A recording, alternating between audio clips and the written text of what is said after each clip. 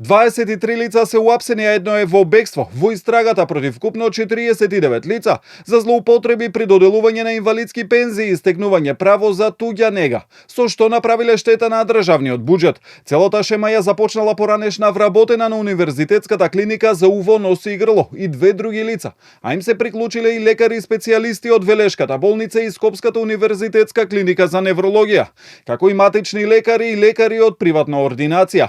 Барале и примале пари, а потоа подкупувале службени лица за да обезбедат услови за стекнување со право на туѓа нега, а сами ја обезбедувале лажната медицинска документација. За остварување на право на туѓа нега тие ги пријавувале барателите што давале подкуп кај матични доктори кои вршат дејност во Велес, со цел надлежна за постапување да биде стручната комисија за издавање на наод, оцена и мислење при јавната здравствена установа Општа болница Велес, чиј поранешен и актуелен председател на комисијата се членови на групата.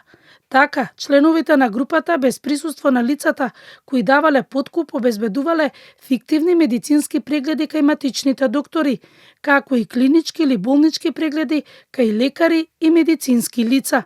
На сличен начин оперирала и групата која ги правила измамите за стекнување на инвалидска пензија. Оваа шема одела преку вработена на Скопската универзитетска клиника за уво, нос и грло. И министерот за здравство Арбен Таравари вели дека имал информации за нечесни доктори и порача дека сите што се огрешиле треба да одговараат. Ние не сме ниту полиција, ниту јавно обвинителство, ниту ги следиме луѓето, меѓутоа ги поздравувам сите овие акции.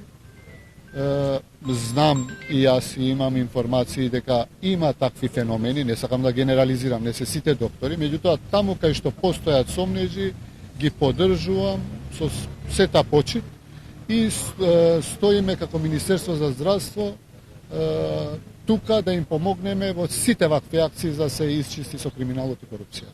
Во истрагата се опфатени и лицата кои давале подкуп, но и адвокатот Велес и лице од Центар за социјална работа Тетово.